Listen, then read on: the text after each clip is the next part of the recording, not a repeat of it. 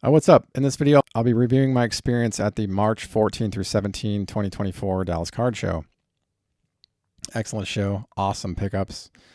I bought a lot more than what's discussed in this video, but these are the highlights of that particular show. So let's jump into it here. First on the list here is a 1996 Pinnacle Team Tomorrow Derek Jeter PSA 9. Really awesome card. I remember this was at like trade night, I think it was. A guy was sitting at a table at the display case, and there wasn't a lot in it, but he had this and some other pieces. And I bought like four cards in total from this guy. And I'm showcasing, I think, 3 of the cards that I bought from him are in this video, but this is one of them. And the price was just too good. So occasionally I'll pick up a Derek Jeter card, and this really works with my era. Like I'll buy 93 to like 96 and sometimes outside of that, depending on what it is. So this being a 96 card, this is Derek Jeter's first official year on the Yankees. Obviously he appeared in cardboard in 93 and 94, 95, but 96 was when he made his MLB debut. So those are rookie year cards. They're not rookie cards, they're rookie year cards. This is an insert, so it doesn't really qualify as either of them, but it came out during his rookie year with the Yankees, which is just it's a great year to collect. A lot of good stuff to collect in 96. I think it's more interesting than 93. 93 is whatever, you got the SP and then Topps Gold and the inaugural issues and minis and whatever, but 96 is way more interesting to me. There's just so many more cooler cards and sets and inserts and things. I love the 93 stuff and 94 stuff and the 95 stuff. A lot of cool stuff there too, but 96 is ripe with really interesting releases. And so this being the Team Tomorrow, it's got the classic Dufex finish. I just love that. These just look so good. These are great looking cards. So grab this. The price was very, very good on this card. I want to say it was like, gosh, I can't remember. I think it was like between 10 and 20. It was like that good. And I was like, I'm not going to pass that up because these are pretty popular cards.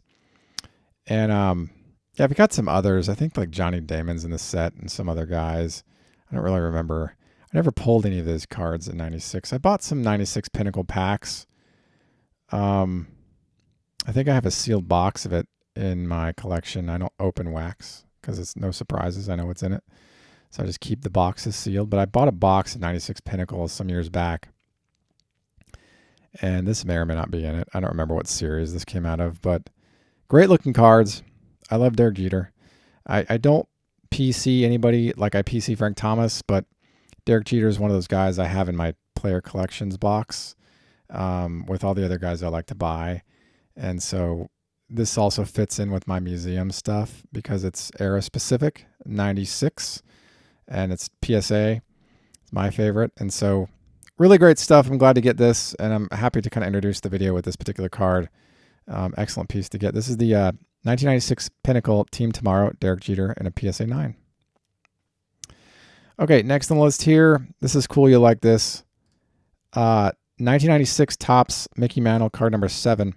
So I'm only featuring the back of this card because it's sealed in like a sleeve that doesn't have an opening. It was like pressed this way. It was like put in this in manufacturing, and then this is how it was issued in this sealed pocket. And then I just put this thing in I think it's a vintage size penny sleeve because it's wider with the pocket. It makes it a wider dimension.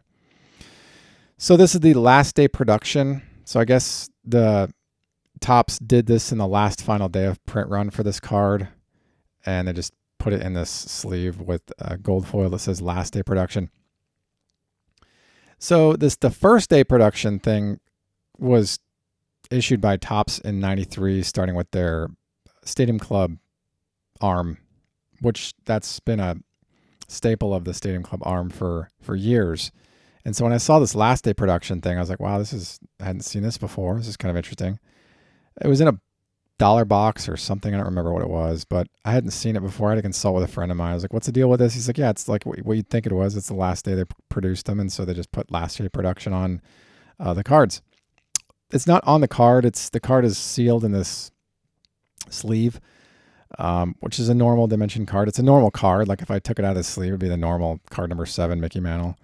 A little like foil stamping on the front. You've seen the card. But Really cool stuff. Like I said, I hadn't seen this one before, but I was glad to add it to my collection. I always like Mickey Mantle stuff from this era. After this year, they retired card number 7 in memory of Mickey Mantle. And so this being the 96 Topps card, I remember when 96 Topps came out and learning that Mantle was in the set as card number 7, which was his jersey number, and being so excited to potentially pull one. I don't think I ever did, but I eventually acquired that card a few times over the years. It's available if you wanted to go get it. It's available. You can find it. Really cool stuff. I was glad to add this to my collection. This is the Mickey Mantle 1996 Topps card number 7, last day production. All right, moving on here. This is Jose Cruz Jr. 1997 Donruss Gold Press Proof. Yeah, they made 500 of the press proofs, so that's the print run on these. Yeah, it just says like 1 of 500 on the back. There's no actual legitimate serial numbering on the backs of these cards, but they're great. Awesome die cuts on these with the gold foil. This is Jose Cruz Jr.'s rookie year. He was a big, hyped prospect in 97. I remember it was like he and Travis Lee, Ben Grieve, they're still hype around him, and some other fellas, but that was a big year for Jose Cruz Jr. So when I saw this, and it's funny, when I bought this, the pennant edition from the team from 97 Donruss, like that variety, I picked up that too. I think from the same dealer, I want to say. I'm not showcasing that one here. This one I think is a little bit more interesting. The gold press proof. Yeah, I used to file his cards in 97. I had him in my C binder. I had Jose Cruz Jr. in my C binder. And then, when I got back into the hobby in 03, I I went through all those binders and pulled out players that I liked, and I kind of just gave away the rest. And Cruz Jr. made it to a degree. Like, I kept all his inserts. In fact, not too long ago, I created a B players box, and it's just all the guys I like that I don't collect. If I get their cards, they go in that box. Like, yeah, Ken Caminiti, Paul Konerko, obviously, Jose Cruz Jr., Ben Grieve is in there, Eric Karros, like guys I like, but I would never really go out of my way to specifically chase a specific card. But if I find them in bargain bins and stuff, I might pull them out depending on the card. And so Cruz is, he's in that box. Yeah, Garrett Anderson's a favorite. Sometimes I get his stuff, but it's weird. He's like a B player, but I buy his stuff sometimes, depending on what it is. And he didn't make my A boxes. That's okay. I mean, whatever. Travis Lee's in my A boxes, and he had a long career though. But he's a guy I remember in 97 before I got out, and 98 to pursue other things in my life. But yeah, the B box is like, I just have a lot of cards of these guys, and so I figured I'd just separate them out and put them in whatever. It's like also too, some of those old vintage guys, I'm never going to own cards of, like Babe Ruth. He has a section in my B box, not because he's a B player, but because I'm never going to own a legitimate card of his, but I have all these cool like commemorative cards of his, and so I just gave him a section. Interesting, Mickey Mantle is in my A boxes, but he should be in my B boxes because he's another one of those players who's like in that era specific. It's weird how I organize that stuff, but this is a process that works for me. So anyway, Jose Cruz Jr. has a section in those boxes. So this is cool. This is the Jose Cruz Jr. 1997 Donruss Gold Press Proof. Print run of 500. Really cool stuff. Love that. Next on the list here. Oh, this is so awesome. Love this. Greg Maddux, 1998 Fleer Tradition, Decade of Excellence, Rare Traditions. Yeah, these are really hard to pull. So the only difference between this and the non-rare traditions variety is that red and blue stripes on the rare editions are foiled out, whereas the non-rare traditions, they're just flat, like print, flat red, flat blue print. Really hard to pull. These were 1 in 720 hobby packs, so you'd have to break them in a whole bunch of boxes, a case maybe, to get one of these. And so yeah, this was a little bit more expensive, but still fairly relatively inexpensive. I think I paid like 10 for Greg Maddux, and I was happy with that. Yeah, it sat in this, like I said, here we are in July, and this is from, way back in March. But I'm glad to finally archive this in the Greg Maddux collection. Really great to get these. These are really cool cards. Yeah, the roster is a lot of the classic names you'd remember. I think Barry Bonds has a card and some others. You can look it up. Really excellent stuff. So this is the very difficult to pull Greg Maddox 1998 Fleer Tradition Decade of Excellence Rare Tradition. Really cool stuff. All right, next on the list here. Love this. This is my first one of these. Raul Mondesi 1999 Pacific Prism Red. Yeah, this is a retail exclusive, so very, very short print run on these, very small. Oh, they're expensive. I just recently got a Thomas, finally, after all these years. Gosh, so many years.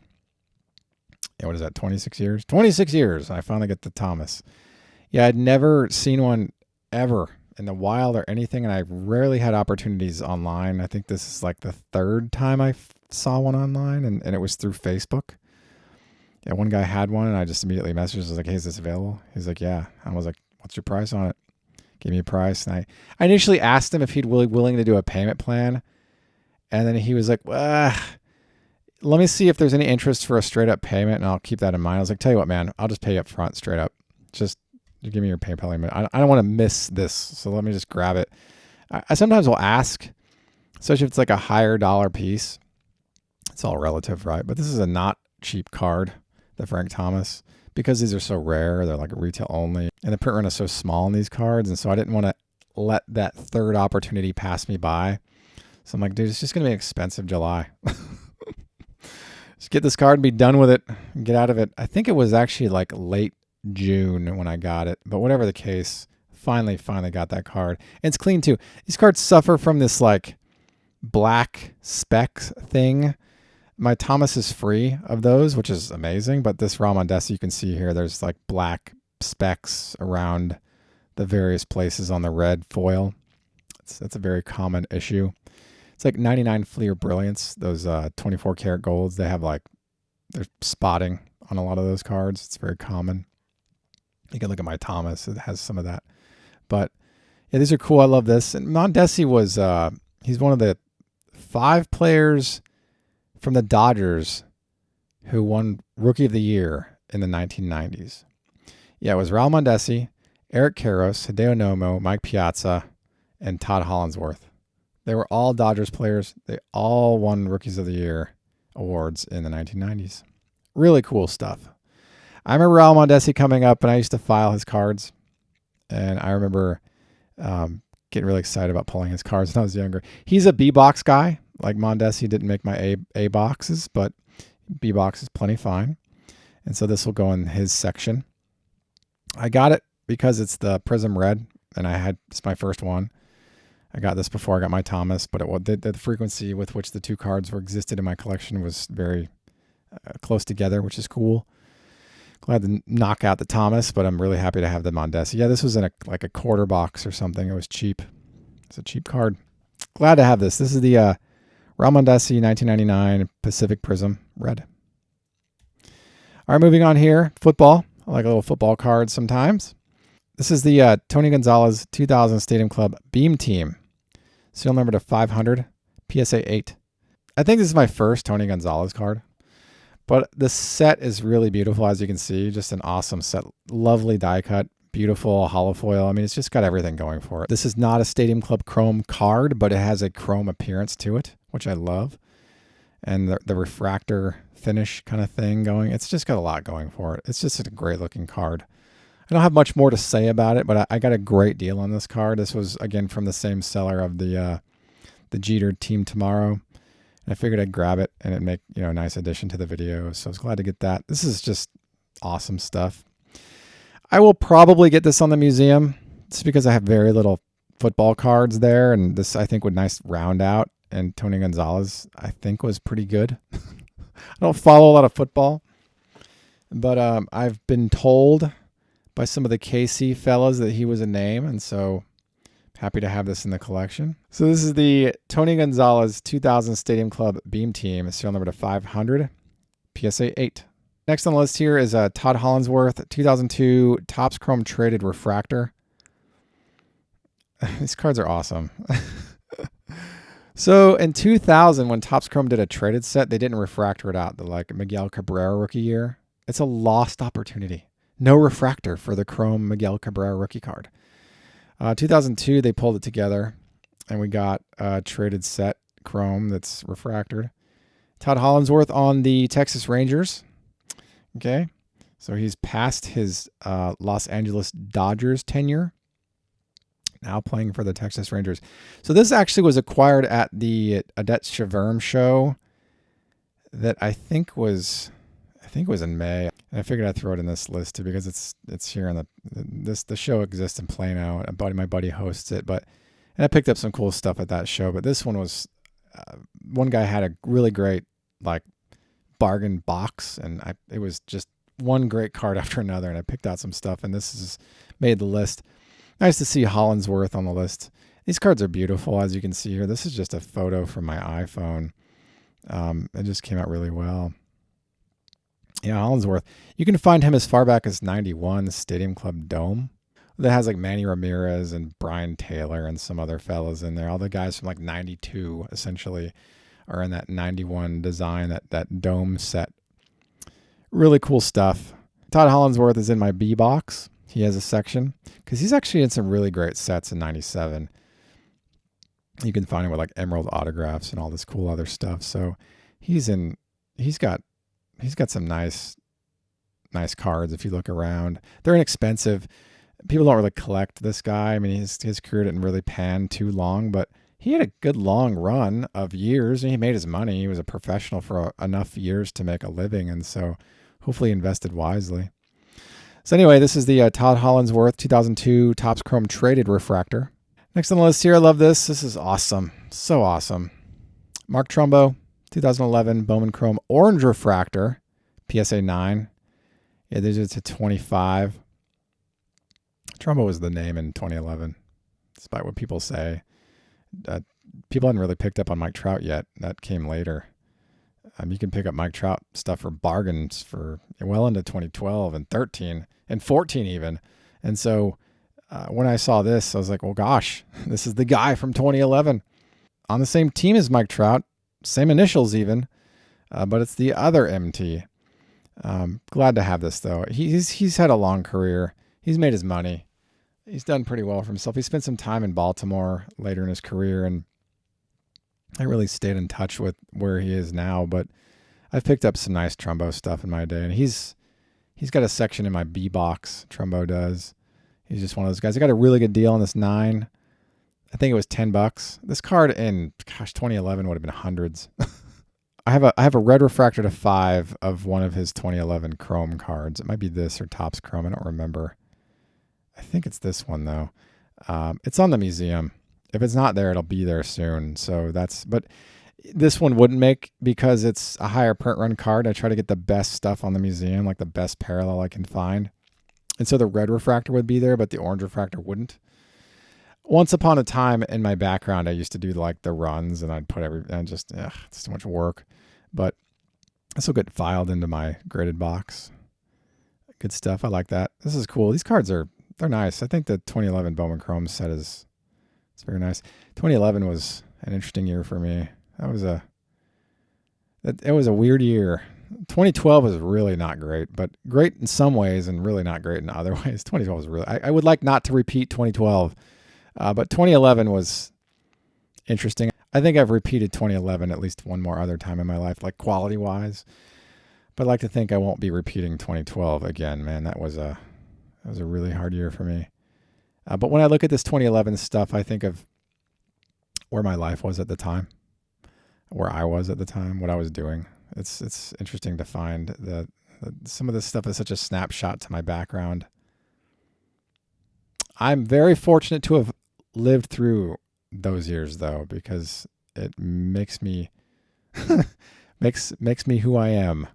And so I'm very proud of who I am. And so I wouldn't trade it for anything, but going through hard times, you feel like it's going to last forever. It just feels like it's going to be forever, but it ends. You look back and you think, I did it. I made it. It seems harder than it is when you're on the other side of it. It's like, if you haven't picked up on it yet, then I'll just tell you that 2012 was the hardest year for me professionally, what I was going through at the time. For those of us who've worked corporate careers that we have hopefully years that are not terrible, not whole entire years. And that entire year was hard on me. So whenever I look at 2012 and 11 stuff, I'm reminded of that time in my life, and I'm like, gosh, I survived that. And I'm very proud that I did.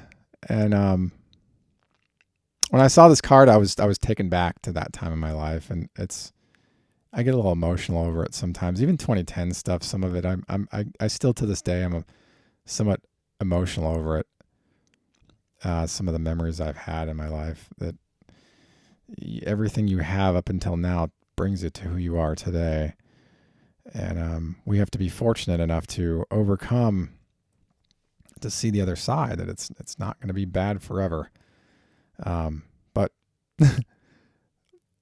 I think where I'm going with this is baseball cards, in a lot of ways, the hobby itself is somewhat therapeutic, and it allowed me to overcome a lot of heartache in my life, because I can look at these things and I can appreciate them, and it takes my mind off of the hard times. And I can see, like, it's going to be okay. Like, I have my hobby. If I have nothing else going well in my life, I have my cards, and it just kind of keeps me calm. And so, maybe some of you identify with that, maybe some of you don't, but whatever the case, it's not nothing. The hobby is something. So I'm very fortunate to have this hobby. I've had it for a long, long time, and I hope to have it for as long as I can have it. The hobby. Yeah, good stuff. This was the RC logo that Topps started doing, I think after 2009 was the last time they used the previous RC logo, and then 2010 was the first year they used this RC logo. And so you have this RC logo is still being used today. It's very pronounced. It's very simple, which I like. But yeah, good stuff. 2011 Bowman Chrome Orange Refractor Mark Trumbo rookie card. PSA 9. Awesome card to have.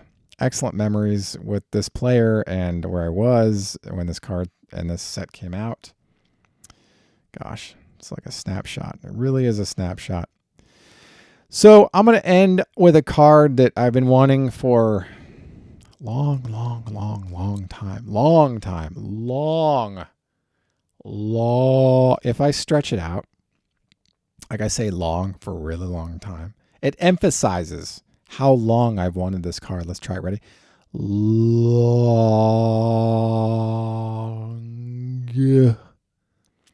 time.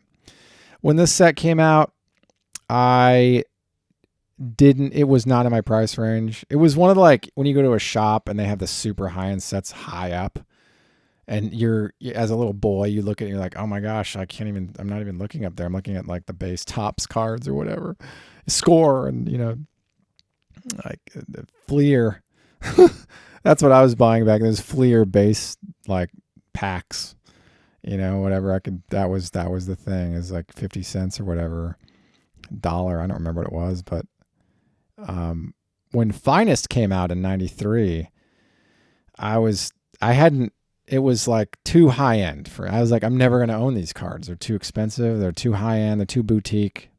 I was a little kid, little tiny kid. And it wasn't until years later that I picked up the Thomas and some of the other guys in the set. And fast forward, I've acquired and sold a set for a guy on consignment, and they're available. You can get base cards of these all over the place. I picked up a David Justice at a 10-cent bin not too long ago. David Justice is in my B box, at least now. I used to file him hard when I was younger. He was a big one from the Braves. But yeah, 93 Finest. I've never opened a pack. I don't think I've seen a box in the wild, but I've seen them online. That's a box. That'd be a nice one to have. Just keep it sealed. Some big cards in there. First year of refractors. Yeah, the print run's 241 on the refractors, and some of the refractors are known to be shorter printed. They're harder to get, like Arestus Destrade, Matt Williams. I think Sammy Sosa's an SP in there. Kurt Schilling. Those guys are SPs, and some other guys. Junior Felix, maybe. Yeah, I recently got an Arestus Destrade. I think it was a PSA 6 or something. Whatever. I wanted the Destrade for a while because he was the first of the SPs that I learned about when I learned about the SPs. And his name is so unique. Mike Piazza, rookie year card, not rookie card. Obviously, he's in 92 Fleer update. He's got like a 92 Donruss Phenoms card, 92 Bowman. But 93, he's in a bunch of great sets. And he's in he bookends the 93 Finest set. And gosh, I don't even know if I have the base card. I might in my Piazza section, which is in my A box. Obviously, I've got a lot of Piazza cards I've accumulated over the years. Thousands, actually. I think I'm in thousands now of his stuff. But I've always loved Mike Piazza. He's a favorite of mine. I always thought he'd look like Freddie Mercury. I love Queen. Queen's fantastic. My first tape I ever bought was Queen's Greatest Hits, the maroon cover. I remember going to the store and asking the guy, I was like, what's the song on Wayne's World that plays when they're driving in the car? He's like, oh, it's Bohemian Rhapsody. I was like, well, which album do I need to get that song?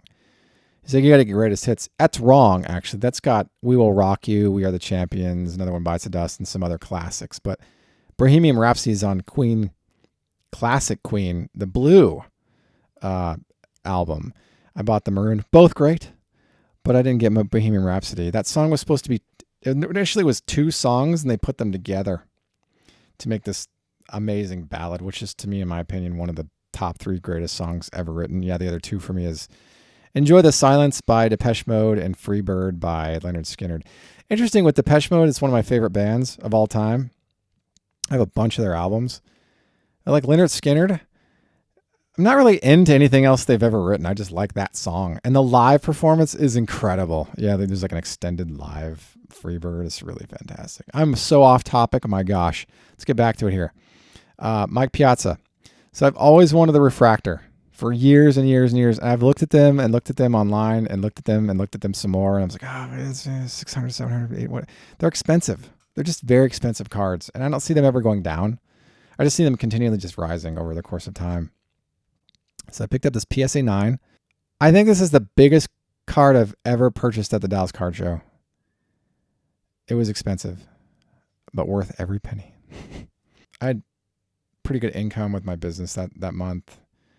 And so I was able to grab this. I just told myself, he's like, you know what? You've wanted this card. Seller's giving you a pretty good deal on it. Just grab it and be done with it. Check it off. And so here we are. Yeah, it's got the old PSA flip, 5 million in, which is pretty early. The Honus Wagner was the first card PSA ever graded, like 0.00001. I've never seen another flip with a serial number below 1 million, ever. I don't even know if they exist. It might not. Like they started 1, and it's like, you know what? We're just start at 1 million.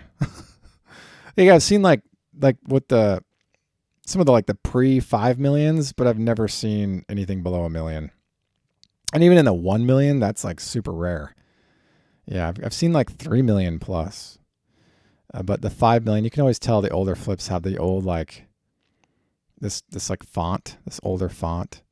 I'm not going to have it regraded or anything. I'm happy with this. This is plenty fine. I'm completely happy with what this is as it stands. This card, you'll notice there's a little bit of greening effect around his jersey. Every single refractor Piazza I've ever seen has a variety of that, some version of that. I've never seen one without it. So I'm totally accepting of what it is as it is. This is a 31-year-old card.